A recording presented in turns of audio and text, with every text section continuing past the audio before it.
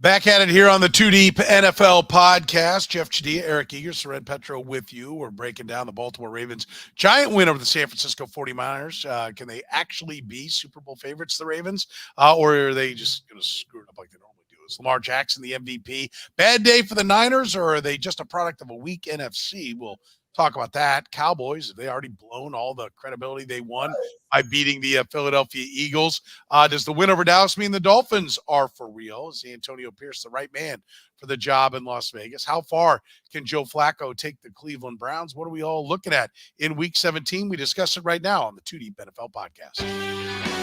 You're listening to the Two Deep Podcast, the most complete analysis of the National Football League, breaking down the NFL like no one else can.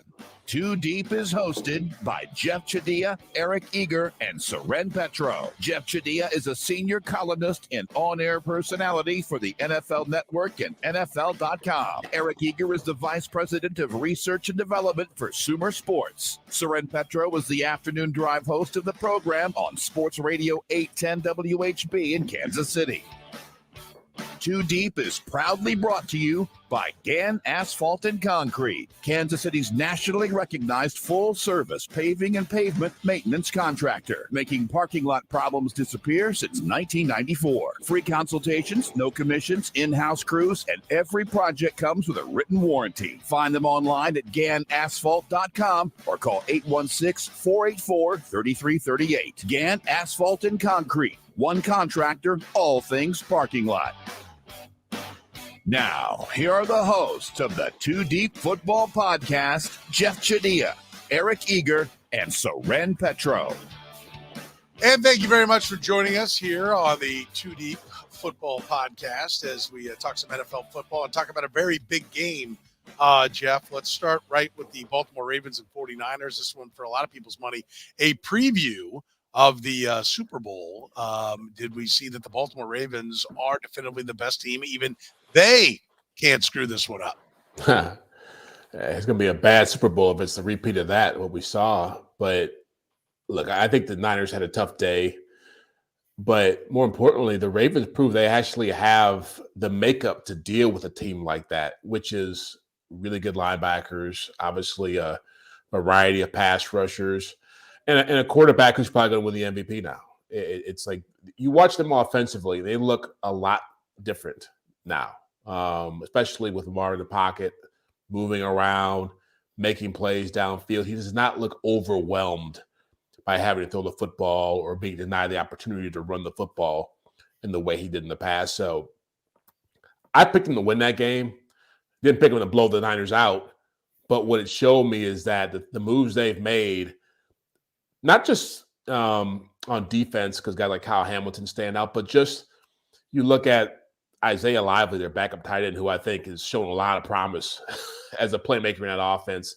Zay Flowers, some of the running backs they brought in there. They found a way to utilize all these different players, even when they've taken big hits with injury. So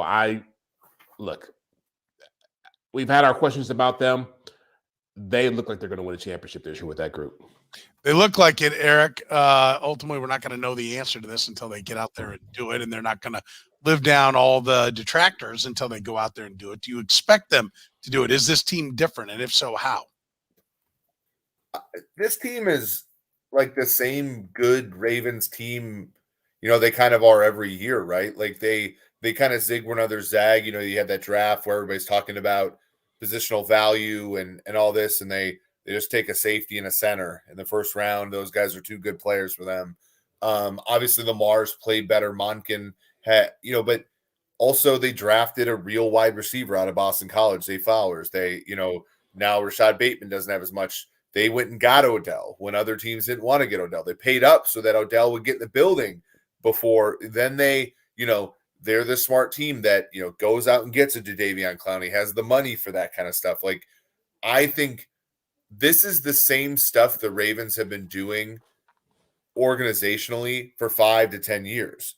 It's now the quarterback's healthy. They've surrounded him with some weapons. They made that an emphasis. And, the depth on defense. And Mike McDonald is, the best first-time head coaching candidate in the game right now. So there's just a lot there. Our numbers at Sumer make them 21.7%. Only the Niners have a higher percentage because they have an easier path. Listen, they even have a referee tackling Lamar Jackson, giving the Niners 2 points, and they couldn't be stopped. I mean, listen, if they don't go on to win, nobody will remember that play. But isn't that like the beginning of the Super Bowl video, the NFL Films 30-minute story of the Ravens? Not even when a 12th man is on the field taking down Lamar Jackson would this Ravens team be denied. It was a team of destiny. Can't you hear like the old Mike Facenda, or was it John Facenda? John Facenda. Mike K. Yeah, doing the voice and talking about that this team can't be stopped if they're gonna tackle Lamar Jackson with an official in the end zone. I don't know. Maybe they are finally charmed. You know what? It's a funny point to make, but I thought that the way that game started, that the Niners were going to have their way early on because it felt like they were really the aggressors, and then it just flipped, and it was just it was amazing to watch how well Baltimore played when they were really on their heels, which has always been a big knock on them. Like, how will they respond when they're down? And obviously it wasn't a huge deficit, but it felt as if the Niners had control. And then all of a sudden they were picking the ball off left and right and just all over Brock Purdy. And I know people were someone just already said it, like, thank guy's not winning the MVP, but 3 of those picks were tip passes, were just great plays by the Ravens. It wasn't like he was throwing the ball right to them. They were just, the play Kyle Hamilton made was a perfect example of that. Getting knocked down on the ground, gets up, hustles over, and picks the ball off a deflection. So I go back. Look, we made our picks earlier this year about who was going to make the playoffs. I thought the Ravens would be the odd man out because I thought the Browns would have a good defense and Joe Burrow would be healthy and they wouldn't be enough teams in the AFC North to get in. And I clearly underestimated what John Harbaugh could do with this team, what Mike McDaniel could do with that defense. And again, 2 games at home for them, man, they may roll to the Super Bowl. Yeah. I'll tell you why I think they're different. Experience for Lamar Jackson. He's a better passer than people I'll give him credit for. I think the defenses have caught up a lot with a lot of the high-flying passing. And so I think the ability to run the ball with Lamar and just run the ball overall, I think this is a year that pays more dividends, right? Like, I think that is the answer. Like, Eric has been quoting it all year. Defenses are playing better run defense with lighter boxes than ever before. Yeah. And I think it's because teams like the Chiefs keep trying to do the things that they've done. They haven't adjusted back. They've now, like, the defenses have come full circle. They're playing into the hands of the Baltimore Ravens. Eric, does that make sense? Do you agree with that? Yeah, the same is true for the Niners, right? And yeah. Jeff made a great point. The Dolphins get under center and pound the rock with the running game as well. Not maybe as much, but they're effective at it when they want to. Well, they use Alex Ingold about as much as any fullback in the NFL, despite the fact that that it's mostly extinct. But I want to get back to really, really, really quickly. The Niners yesterday had a success rate on offense of 44%. The Ravens had a 46% success rate. It was the turnovers, right? You don't have the turnovers in that game. I think it's much closer. I do think the Ravens were quite impressive last night, but I think when you look at Ravens, Niners, Dolphins, whenever you look at those teams, it's just a really difficult week to week. You line up, you got to relearn an offense every time you play them. And that's a big deal. There's also like these mismatches, I grew up in Minnesota. Every time they put Chris Carter in the slot, it was always on the worst DB that the other team had. And now offenses realize that, like, that's not the case anymore. The worst player on a defense is the third linebacker. And so you get out there and you put a fullback out there, you get tight end. The Niners have both. The Dolphins don't really have a great tight end. But like that, their tight end had 5 or 6 catches last game. Yeah, Derwin Smythe, he had an okay game. But yeah, like that's the way around it. And to your point, like, it causes people to think differently. And the best part about these offenses as well is, the Eagles, great roster. Where do they slough off? Linebacker. Guys like Darius Leonard. Like the Chiefs actually sloughed off at linebacker for a while, don't anymore. But like a lot of these elite teams, like, who are the middle linebackers for the Bills now? No one knows, right? So like that's also how these like great teams compete with other great teams, because they exploit the places where good teams cut corners, like linebacker and guard and things like that. Is Lamar Jackson really the MVP, or is he just a quarterback of the best team, Jeff? Well, he's the MVP. I mean, based on what he did yesterday and what that game meant and where this team would be without him, he's got the best case to be made. I mean, look, I thought Brock Purdy going in had a pretty good chance to win it if he won that game. Dak Prescott was high on that list a couple weeks ago. But this season more than any, it's not just about stats. It's about the moments you create and how you play in these big games. It's like the Heisman. Like you got to have your MVP moments. And when you're doing those things late in the season, people pay attention to it. And so he's going to have another big test this coming week against the Dolphins. I think if they beat the Dolphins and he plays halfway decent, he's going to win it because they're going to have the number one seed locked up by that point, and they're going to play a mediocre Steelers team at the end. They should beat them, and there'll be a 14-3 team. He won't have the numbers he's had in the past. In fact, I saw a stat that we put out that he's got 27 total touchdowns. He's on pace for 27 total touchdowns. And the last MVP to have that few touchdowns in a season was Joe Montana in 1990. So it's not like he's in today's world with big stats. That's a really surprising number. But the way he's played, the impact he's had, I mean, you can't deny that he's meant everything to that team offensively. Are you giving him the MVP, Eric? He is the MVP right now. Now, Jeff's colleague Greg Rosenthal, who for my money, one of the smartest guys out there, he did point out 12% of the season left, right? And so I think that's an interesting. I think that's some interesting, context. But the one thing Jeff brought this up, and it was, I think, a really good point. Like Lamar hasn't accounted for that many touchdowns, but when you look at the other players on that roster, Gus Edwards has 12 touchdowns, Justice Hill has 3 touchdowns, Keaton Mitchell has 2. And J.K. Dobbins had 1. So you're talking about a lot of rushing touchdowns. And, we know that Lamar adds gravity, meaning like when he is holding onto the ball and handing it to somebody else, linebackers don't move as much. You use the tracking data. They don't move as much, right? So when Gus Edwards walks in untouched, you got to give some of that credit to Lamar Jackson and who he is as a player. And so he, to me, is the MVP. Now, in my opinion, though, Tua, whoever comes out of that game, Tua versus Lamar, whoever comes out of that game is going to be the favorite, in my opinion. And let's say, there is an outside chance that if you go Lamar wins but doesn't play the best, Josh Allen blowtorches the Dolphins in Miami in Week 18, wins that division coming out of nowhere. Well, Josh Allen could be the end. Like to me, that's he's number 2 for sure. Yeah. I don't think Dak can win it anymore because he's lost to some high-profile teams lately. To me, it's Lamar who's deserving, Josh Allen who's deserving as well. Yeah, I agree with you, and I'd like to point out that the Ravens are 21st in passing. And I say that as a compliment. They're number 1 in rushing, but not with 210 yards where they're a one-trick pony, like 165 yards, 160 yards. Can't remember what the number was, but they're not, this like low look, like with it, like they're trying to win a rushing title. They're just the best rushing team out there, and they're a solid passing team. And Jeff, to your point, like he doesn't have the touchdowns, but some of that is because they don't feel a need to justify him as a quarterback anymore. Yeah. And I don't think he feels a need to justify himself as a quarterback. They're just doing what they think works. They're the number 6 offense in football. That's really good.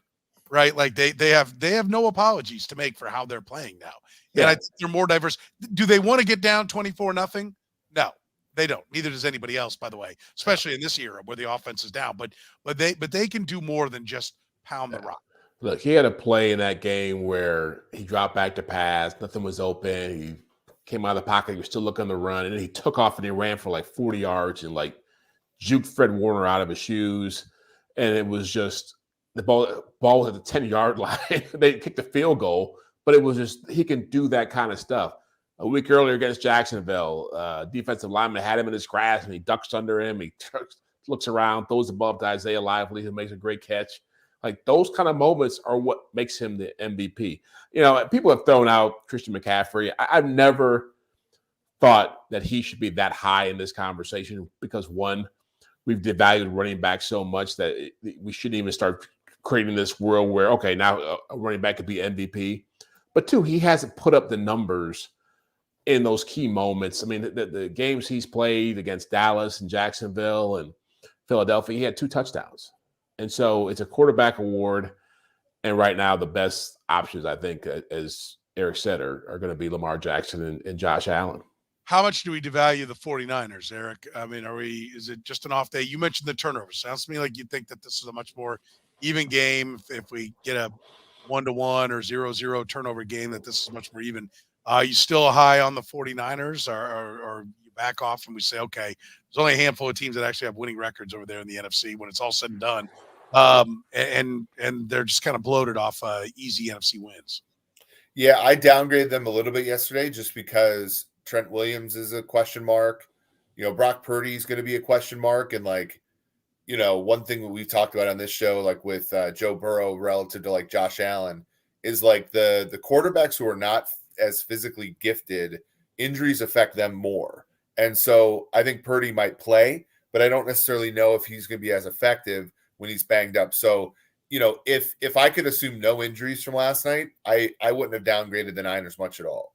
But Williams and Purdy both being hurt now, I think hurts it a little bit, but they're still the best team in the NFC and probably the best team in the NFL. Yeah, I think that's been the thing all along, right? We've been talking about it. The 49ers look great when they're all healthy. When they're not, there are problems. And Trent Williams, Christian McCaffrey, Deebo Samuel, there are a lot of guys that it seems like all of it together fits, makes it look great, Jeff. But you take one of those things out, it really takes on a lot of water fast. It does, and I mean, I think the Ravens proved they're a tough matchup for them. I mean, there aren't that many defenses that can do what they did to them last night, but they have the personnel to really take away.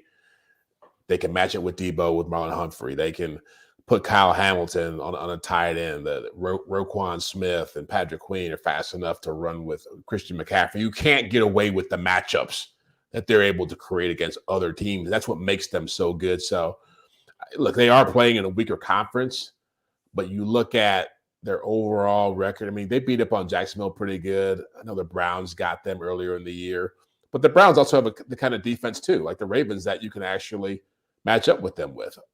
Most teams don't have that. Most teams aren't going to trot out 7 to 8 guys who are just complete dogs who can get in your face and beat you up. And that's where the Niners get you. So I think that's where they're still one of the top 2 teams in the NFL by far.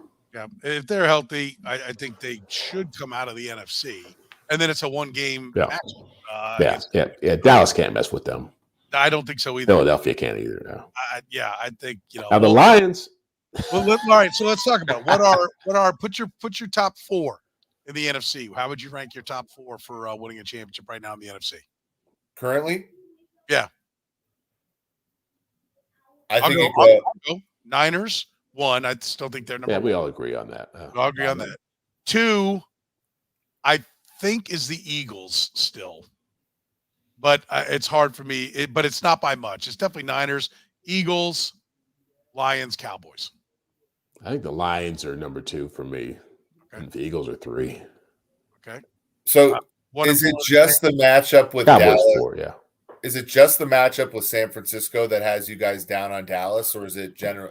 Because I think Dallas is. I feel similarly about Dallas, actually probably higher than I do with Kansas City, which is they've lost some games in a row, and there are significant flaws on this team, but they still have some of the goods to win, right? Like Dak is fantastic. CeeDee Lamb is an offensive player of the year candidate if it weren't for Tyreek Hill, et cetera, et cetera.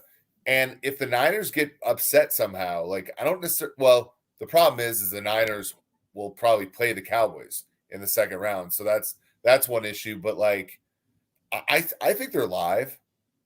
I don't, because I do like the fact that the Cowboys have more weapons, right? I like CeeDee Lamb. Like you made the comparison to the Kansas City Chiefs, and the one thing I would say there is I like their weapons, but I still don't. I think we look back and the Eagles are somewhat on fumes. They're not as good as they were last year. And Jeff, you kept pointing out the gauntlet of his schedule that finally caught up to him. And I think the Cowboys caught the Eagles at a good time. And a little bit like we'll talk about the Dolphins in a minute. Like, okay, great, you won one, but that doesn't mean now you're going to win them all, right? Like both those teams still struggle to beat good teams. I don't know why are you so sold on the Cowboys, Eric? Well, I think Dak is what, a top 3 or 4 quarter, like in terms of just performance. Dak is a top 3 or 4 quarterback in the league this year. Offensive line is solid. It's not as good as it once was, but solid. I think Jake Ferguson's a fantastic tight end for that offense. And, I think, Pollard's letting them down. That's a big one.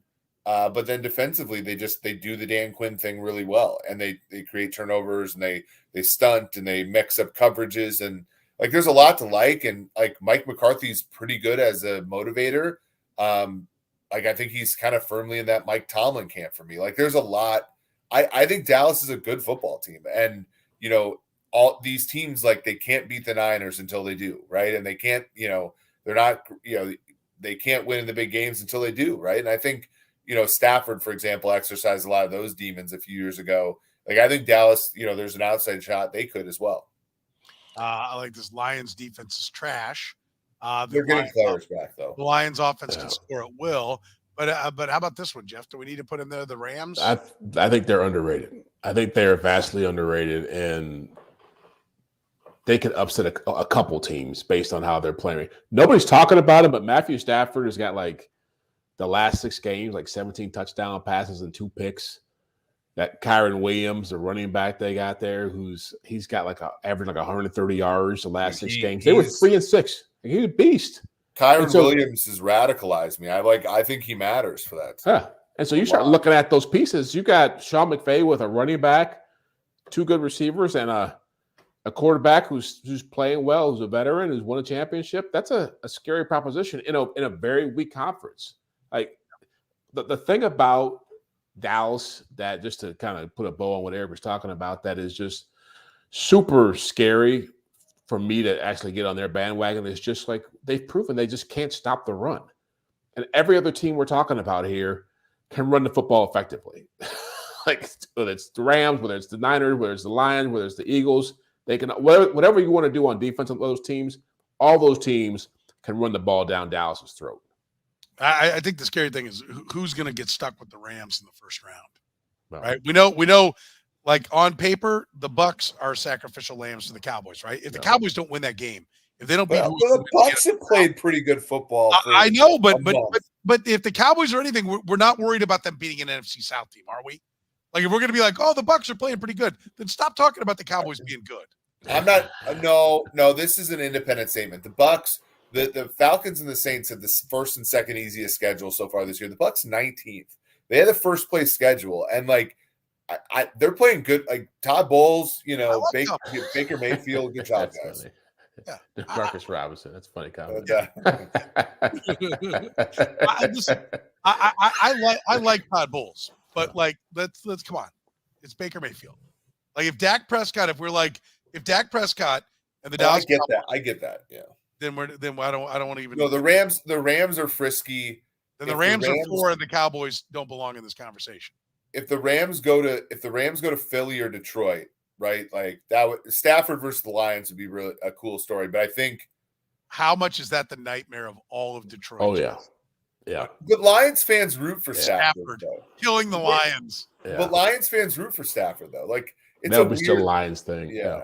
It's the Stockholm syndrome. Well, it's like one of my good friends in grad school is a Browns fan, and we go watch football games together on Sundays, and the Browns would lose every week, but the Ravens would get a win or two. And be like, hey, at least one Browns won. Yeah. Look, I do think the Rams are pretty salty. I do like Todd Bowles and the Bucs, and I think they're playing pretty good football. And I think Baker Mayfield should be president of the middle-class quarterback club, right? Like if he can if he could bring himself to take $28 million a year. Well, Geno's already that, and Geno's played pretty well again this year. He's played all right. Yeah. I mean, I think teams may find, but you got to find the quarterback because you might find a team that's dumb enough to give him $45 million, like the Giants. Baker? No, Oh, Daniel Jones got 45 million. okay. Yeah. I mean, Jeff, Todd Bowles all of a sudden. Jordan Love's gonna get that. Going to get 40 to 45, right? Yeah. But Jordan Love is not on his 5th team. Right. Like that's a little more understandable. That's your guy. Like, and I know Daniel Jones was not on his 5th team either, but Daniel Jones threw 15 touchdowns. I think Baker Mayfield's definitely better than Daniel Jones. By the way, but Daniel Jones can't be with which you talk about Daniel Jones is so funny.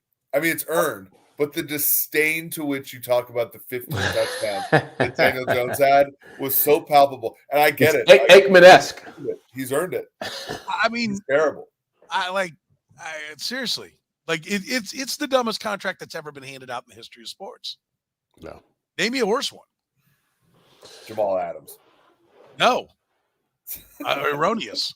Not even close. I accept your solution and reject it. Not even close. All right. What do we make of the Miami Dolphins? They have now beat a team with a winning record, Jeff. Are we all in on the Dolphins? Well, it depends on if they can stay healthy, right? I mean, Jalen Waddle's got a high ankle sprain. Tyreek's still with an ankle. He played fairly well, the other day. And Teron Armstead's been banged up all year, out of the lineup. But I feel like people are sleeping on their defense. And since Jalen Ramsey got healthy, they've been playing at a much higher level than – did he play against the Chiefs? Was he out there when they played the Chiefs? Was that his game he came back? I thought it was the Giants game he came back. That's the next game he came back. I thought they were talking about it. I think maybe he started his window and he came back the next game. He had a pick in his first game back. You're right. He wasn't out there for the Chiefs.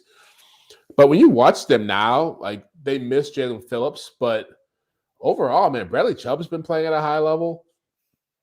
Obviously, their back end is really strong with those two corners, and I feel like I don't like them in this game against Baltimore, but I do feel like if they're able to get right and get enough guys healthy coming in the playoffs, that they could get on a roll because, again, they have a pretty good run game. Raheem Mostert's probably the most underrated player.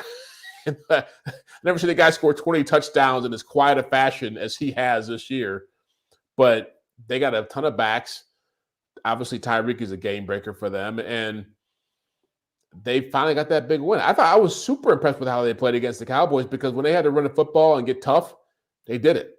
And granted, it's the Cowboys and a weak run defense, but they made some tough plays in that game in that final drive to make it happen. So maybe I'm kind of becoming too big a fan of the Hard Knock show, but I like their culture. I like their coach, and I think that they're trending in the right direction. Let's point out 4 games against the Jets and Patriots offense before I unleash this statistic on you. But you mentioned their defense. Do you know where they rank defensively by yards? Where are they at? Guess? 8. Okay. Eric, what would you guess?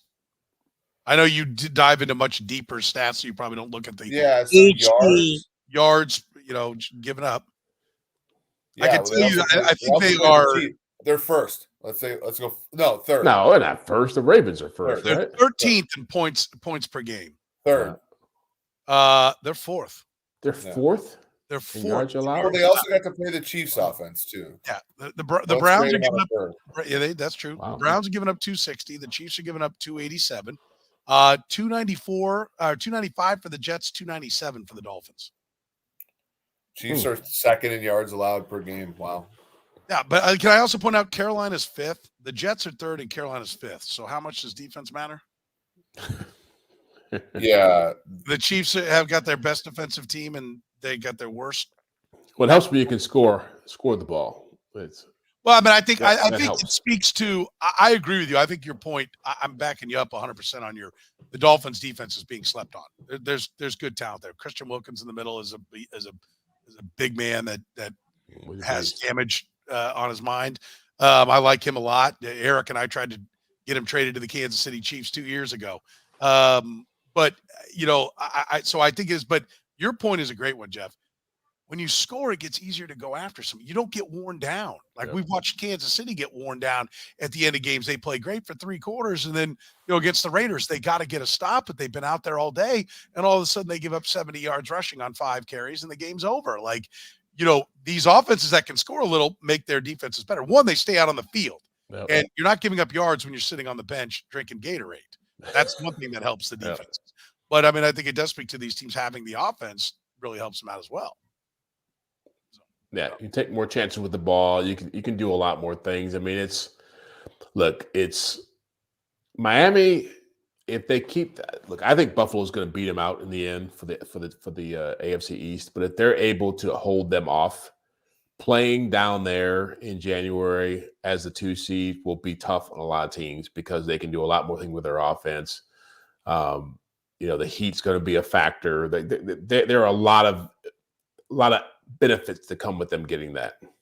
Yeah, for sure.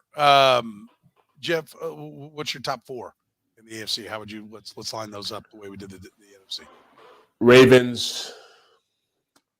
Ravens, Bills, Browns, Dolphins. No Chiefs. No. Eric? Not off that game. Right. Yeah, I mean, especially with Flacco playing the way he is, and I know you don't buy that at all, but gotta be really nice to have a guy like Amari Cooper. It's Ravens, Bills, Dolphins, and I'm gonna go Chiefs over Browns, but only because I'm making a prediction here and not saying as of Sunday the Browns are better than Chiefs. But I think in the future Flacco will regress a little bit, and the Chiefs will get it slightly better, so they're 4th. Yeah, I'm with you. Ravens, Bills, Dolphins, and I will hold my nose and pick the Chiefs. Right, because it's ugly. It's ugly, and I can't. I'm not buying Joe Flacco's having an epiphany at this point in his career. Dude, have you seen him throw the football? Cooper's having his Musin. You remember that year where Musin Muhammad, who was a very good wide receiver, but was kind of in that 800 to 1,000 range. One year Steve Smith got hurt. Musin Muhammad had 1,600 yards, which is 15 touchdowns, and it was just this random. That's the season Cooper's having. Cooper's going to end the year with 1,600 yards or something. How about David Njoku? He's like an all-pro. But David Njoku's he's the one example of one of those really athletic, really young. He was drafted at 20, I think, 20 years old. Yeah. Athletic young tight ends that when the Browns re-signed him, everybody's like, what the hell are they doing? It's no. Don't let Greg Olsen go to a different team. Don't let Evan Ingram go to a different team, et cetera, et cetera. The Browns took their lumps with him for 4 years, and now he's exactly what happens to tight ends when they get 4 or 5 years in the league. Yeah, and like you said, he was very young. But Flacco's also proving just how ill-fitted Deshaun Watson is for that kind of offense. Because when you put a pocket passer, rhythm thrower in that kind of offense who's very comfortable handing off, running play action, you see the difference. And that offense has never been this dynamic. It's in the Kevin Stefanski era. And it's been the last 4 games. I mean, they are watching them go up and down the field against the Texans was just where did this come from? So you add that to that kind of defense, it's well, what do the Browns do this offseason at quarterback? Well, what can they do? Is there an option? I mean, I'm looking up what the cap hit would be. It'd be $170 million probably. Well, when you backload it all, it's like they did. Yeah. Let's see.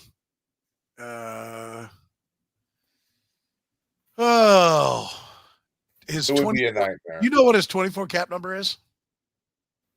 64 million. Although 64 million. Yeah. So I mean, cutting him is a $201 million cap. He's hit. honestly though, just to give people a little bit of some cap kind of knowledge, they actually do get some money back if they trade him next year, because only 90 million of the 230 was bonus. He has a 46 million guaranteed paragraph 5 the next 3 years, which that would go with the trade. The problem is the trading team would probably get if you were Cleveland and you wanted to trade this contract, you'd have to send over a first, 1 or 2 first round picks, right? Oh, it'd be like the Brock Osweiler trade. Or even a Goff kind of trade, where Goff and Stafford kind of trade. Yeah. I mean, that is staggering, How But far? if you trade him, the dead cap hit next year is $63 million. You do save one on the cap. If you cut him, the dead cap hit is $201 million next year. And that's because I think I heard that actually somewhere. smartly put in the 46 million base, which they're always just going to convert, right? So that 64 million is going to get dropped down significantly because they can cut that 46 million by 4. And By the so way, that's what's going to happen. a couple of things. One, I'm enjoying the optical illusion that is the hand coming at the camera from Eric, Yeah. as bringing it strong from a reclined position on a bed at the farm and his in-laws. That is absolutely fantastic. Is that a mirror behind you, over your right shoulder? What is that thing? It is. Okay. Yeah. And then we also learned that Eric cannot read and listen at the same time because he literally repeated exactly what he said. Sorry. Within like 30 seconds of it. Yeah.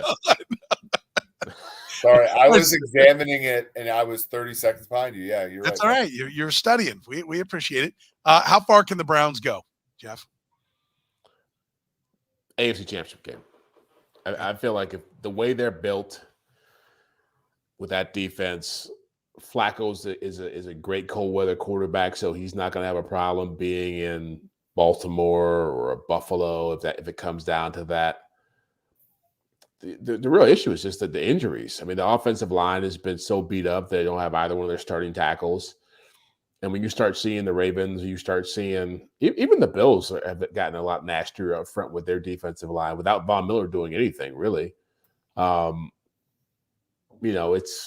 Chiefs could give them problems with their defensive front. Probably wouldn't score a point against them offensively, but it's it might be when that Minnesota Raiders game a couple weeks ago, 3-0. But the Browns are going to advance in Arrowhead with a 3-0 win. Yeah, but the Browns are salty. Triple overtime. Yeah, I'm big on that. I just love defenses where you have dominant pass rushers and you have two great man-to-man corners because it's so hard in today's NFL to overcome that. And I feel like, I don't know if it was Eric had made the pitch for Kevin Stefanski a while back or you brought it up, but he's probably looking like the coach of the year right now based on what he's been able to do with this group. So I think they're really salty.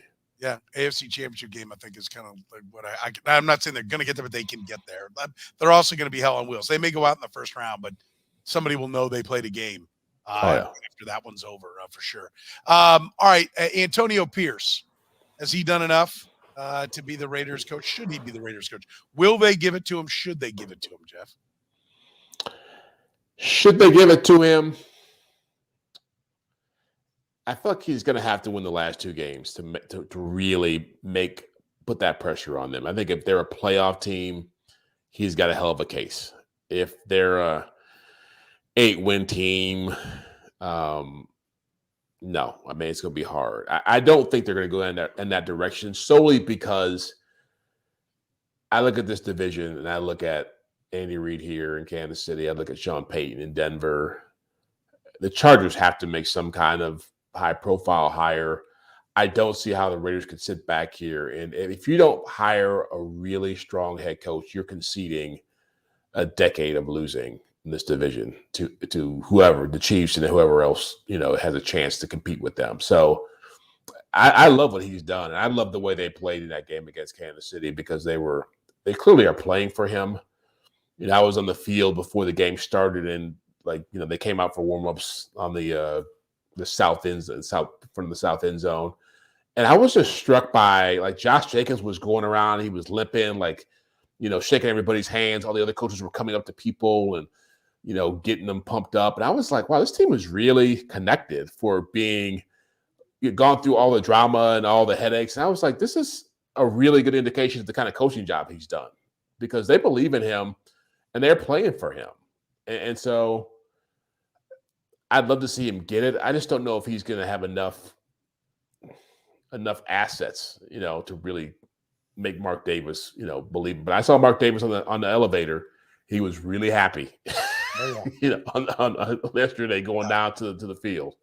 4-3 under Pierce, Eager. They are right now. Of those 3 losses, they lost to the Dolphins 20-13, lost to the Vikings 3-0, as we know, which is a failure on offense, no doubt about it, but also speaks to how much better they're getting defensively. Destroyed the Chargers.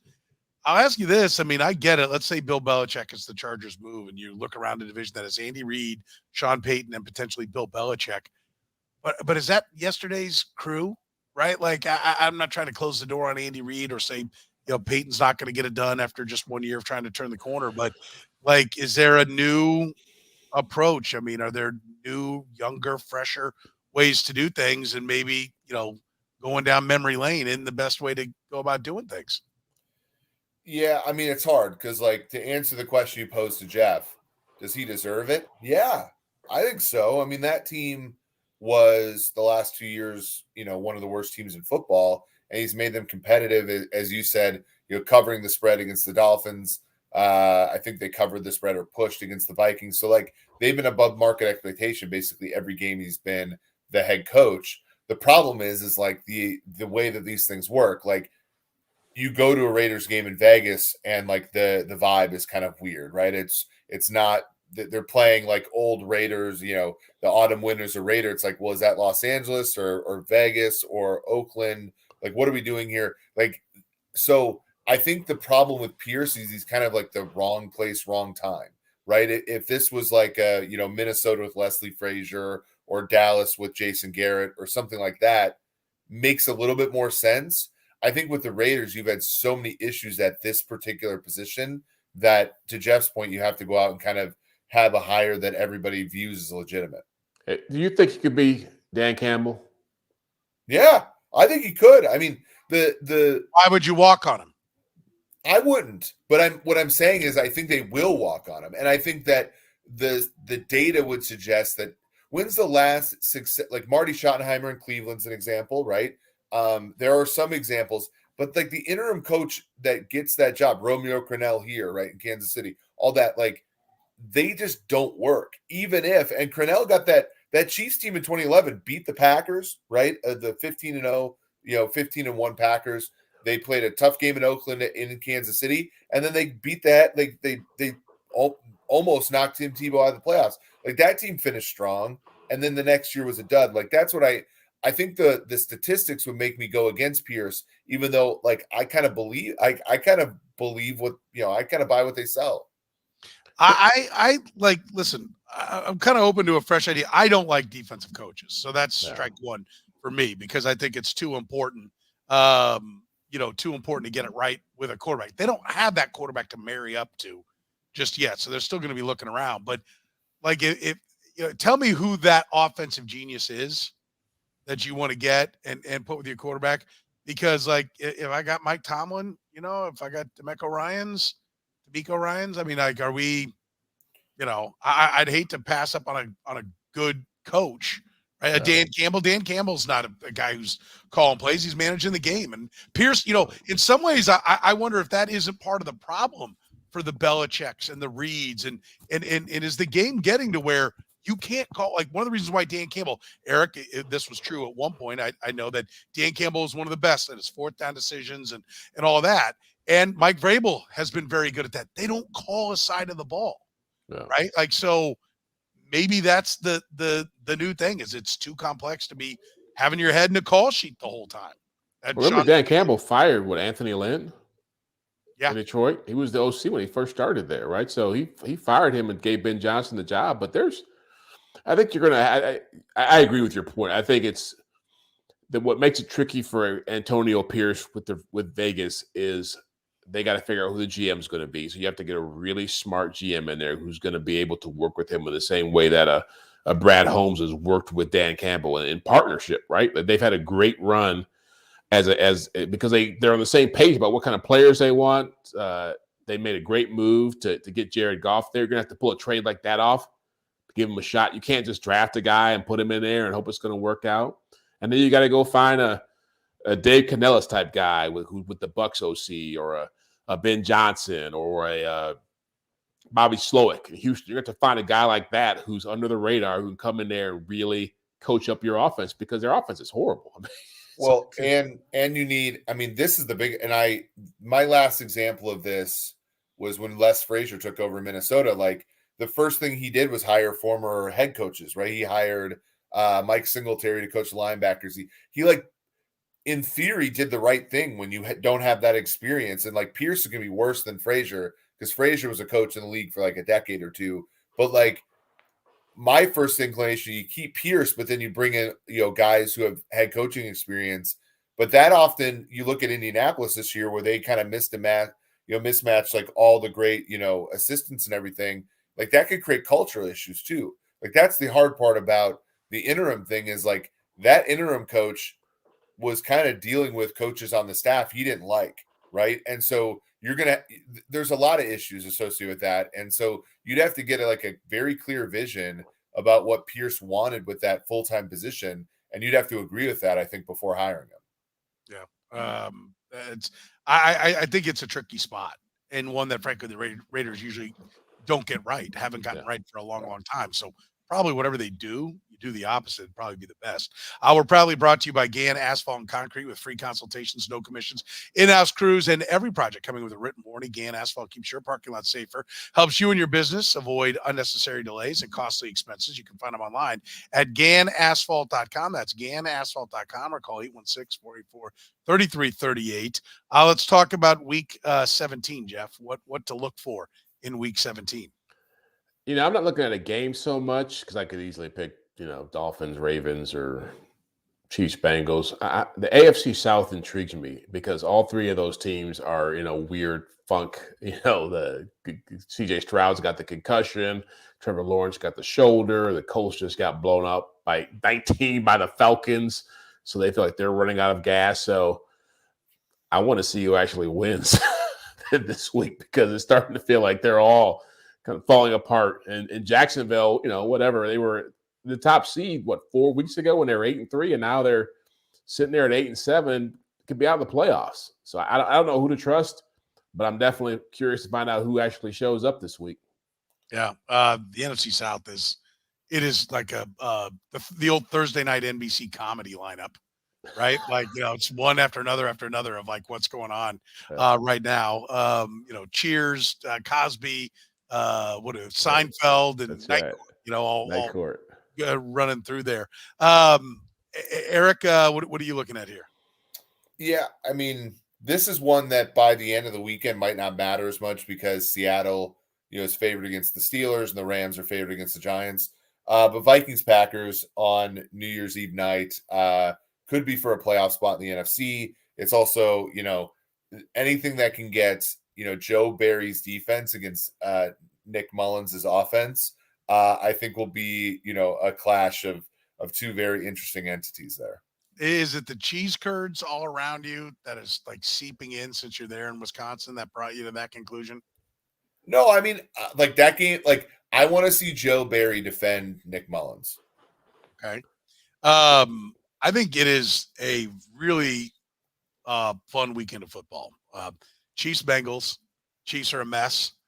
Bengals have played pretty good with a backup quarterback. Somebody's going to be super pissed when that thing's over, right? And I give you grief, but Packers Vikings is a really good game.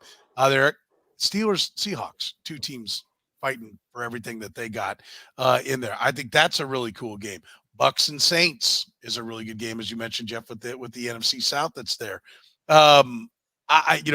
Colts Raiders. I mean, the Raiders are playing for something. Antonio Pierce's job is on the line.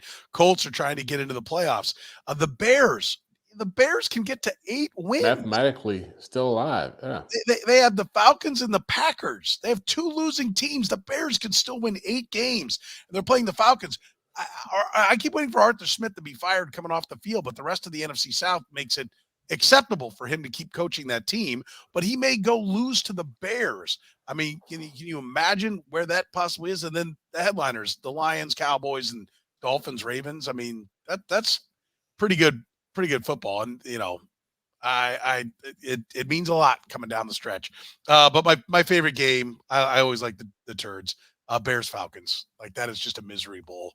Like somebody's actually going to have a case, is going to walk off that field and have a case to keep their job. And neither one of those guys should be head football coaches. Can we agree with that? Yeah. I don't know if Matt Eberflus has much of a case left in Chicago. If he fights to 8-9, you tell me the Bears aren't going to have it'll be a hard choice for them. Yeah. It would be weird. That's Yeah. for sure. Yeah, say the least. All right. Remember, we're brought to you by Gann Asphalt and Concrete, nationally recognized full-service paving and pavement maintenance contractor, making parking lot problems disappear since 1994. One contractor, all things parking lot. It's Gann Asphalt and Concrete. Online at GannAsphalt.com. For Jeff Chadiha from the NFL Network, Eric Eager from Sumer Sports, I'm Soren Petro saying thank you very much for joining us here on the 2 Deep NFL Podcast.